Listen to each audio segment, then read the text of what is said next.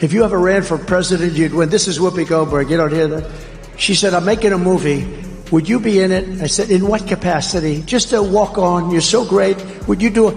I did a walk-on for Whoopi Goldberg. Now she says, I refuse to mention his name. You know what? Politics can do strange things to demented people. You know who was ranting on social media that no one wants to see that on his inauguration day? Sir,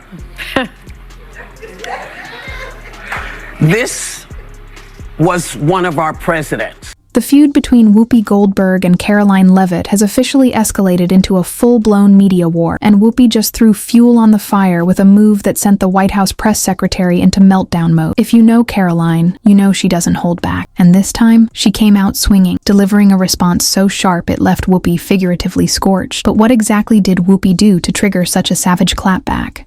And just how brutal was the press secretary's counterattack? Brace yourself, because this showdown is packed with drama, controversy, and reactions from big names. Bill Maher, Joe Rogan, Megyn Kelly, and more. Trust me, you won't want to miss a single second of what happens next. And take him seriously and take him literally. I don't think that we have to. I think it would be remiss of us to not say Joe Biden knows how to do this. Yes. He knows how to do this. He's quite good at this.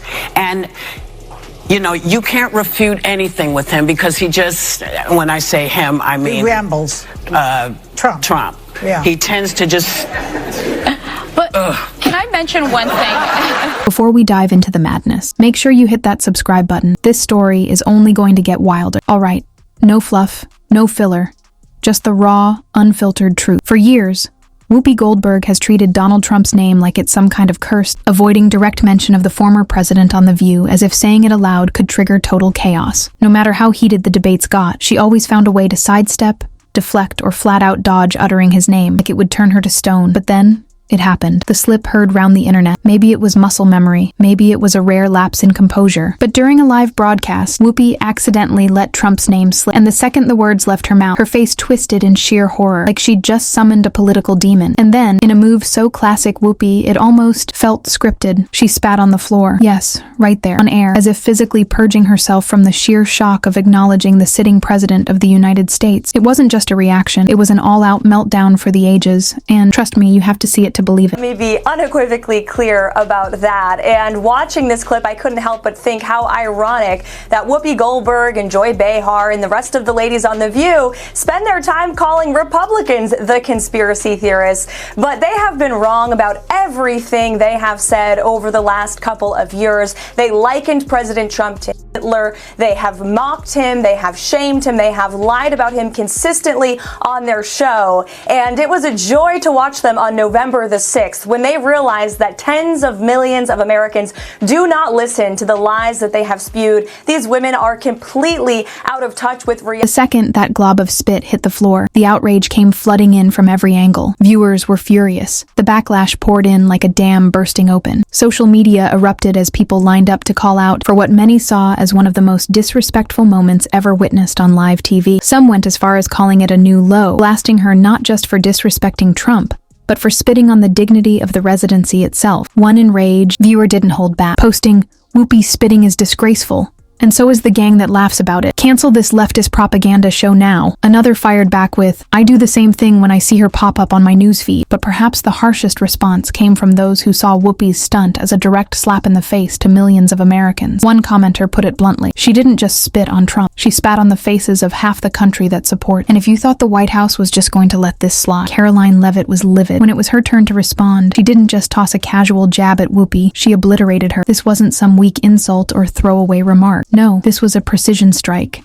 aimed straight at the biggest embarrassment of Whoopi's career. Every word was calculated. Every insult hit its mark with razor-sharp accuracy. And Whoopi? She had nowhere to hide. Leavitt made one thing crystal clear. Whoopi's over-the-top antics. They were nothing but a desperate distraction, completely irrelevant in the grand scheme of things. It's that stupid view where you have these really dumb people. You know, Whoopi Goldberg said, "Would you participate in a movie?" She made some movie on basketball. This was before I ran for politics. She said, "Oh, you're so great. If you ever ran for president, you'd win." This is Whoopi Goldberg. You don't hear that? She said, "I'm making a movie. would you be in it? I said, in what capacity? Just a walk-on. You're so great. Would you do I did a walk-on for Whoopi Goldberg. Now she says, I refuse to mention his name. You know what? Politics can do strange things to demented people. The people have already made their decision. They're standing with Trump. No amount of Hollywood theatrics or mainstream media spin is going to change that. Despite years of relentless propaganda, despite the elites in their little echo chambers trying to silence opposition, Trump's support didn't weaken. It grew stronger. And just when it seemed like Leavitt was done, she dropped the final hammer. She turned her sights directly on The View, calling out the hosts for their delusions of influence. She didn't just poke fun at them, she wiped the floor with them. Leavitt made it crystal clear. They don't shape public opinion. They don't dictate elections. And most importantly, they're so disconnected from reality, they might as well be broadcasting from another planet. She didn't just expose their inflated egos, she dismantled them, piece by piece. And naturally, Trump couldn't resist chiming in. With just one line, he left Whoopi metaphorically sprawled on the floor. But here's the real question. Did Trump cross the line, or was this exactly the reckoning Whoopi had coming all along? I've hired Whoopi to work for me as a comedian before this stuff, and a long time ago. And I went, and, I'm not particularly shy about what I hear. Her mouth was so foul, every word out of her mouth was like the F word, this. I was with a group of people, like sort of nice people, and we had to leave. She was so filthy dirty, disgusting, half the place left. I said I'd never hire. Your thoughts in the comments below. Because beyond all the insults and the internet firestorm, Trump actually raised some valid points. And whether you love him or hate him, that's the part that really can't be ignored. Now let's rewind to 1996, the year Whoopi Goldberg placed a big bet on the movie Eddie and lost big time. This wasn't just a flop. It was an all-out box office disaster, shredded by critics, quickly forgotten by audiences. But here's where it gets interesting. Guess who made a cameo in that film? None other than Donald J. Trump. This is where the hypocrisy meter goes off the charts. Turns out, Whoopi didn't just invite Trump to be in the movie. The same woman who now can't even utter his name without spitting on the floor was once showering him with praise. Not only that, she even encouraged him to run for president. Reports say she thought he'd make a great leader. A mere mention of his name sends her into full-body meltdown mode. The double standard here? Off the charts. So let me get this straight. Whoopi was once technically a Trump employee, involved in comedy of all things. And honestly, that probably explains why her comedic career never really went anywhere. Let's be real. She was never exactly known for her razor-sharp wit.